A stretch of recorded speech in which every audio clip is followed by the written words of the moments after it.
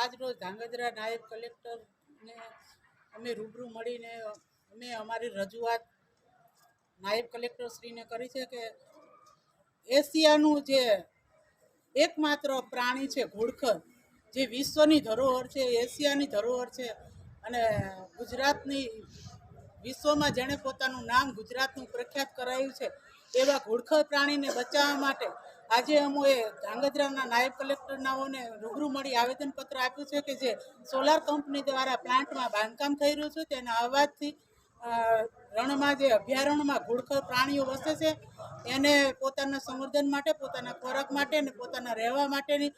ભીતિ ઊભી થઈ છે। ત્યારે ઘોડખરને બચાવવા માટે હું ધાંગધ્રાની પ્રજાને, આ ધન્ય ધરાની ધીંગી પ્રજાને આહવાન કરું છું કે આપણે આપણી ધરોહરને બચાવવા માટે કોઈનાથી ડર્યા વગર પણ આગળ આવવું જોઈએ। આજે આવેદનપત્ર આપવા માટે માલવણ ગામના અને વાવડી ગામના ગ્રામજનો જ્યારે મારી સાથે આવવા માટે તૈયાર થયા છે ત્યારે તેમને ધાક ધમકી અને દબાણ આપીને પાછા બેસાડી દેવામાં આવ્યા છે। પણ આ ઘોડખરને, આ અભયારણ્યને બચાવવા માટે હું મારી લડત મારા જીવના છેલ્લા શ્વાસ સુધી આપીશ। જેને મને માર્યું હોય અને મારી નાખે, હું કોઈથી બી આવવાની નથી અને આ ઘોડખર પ્રાણીઓને હું બચાવીને જ રહીશ।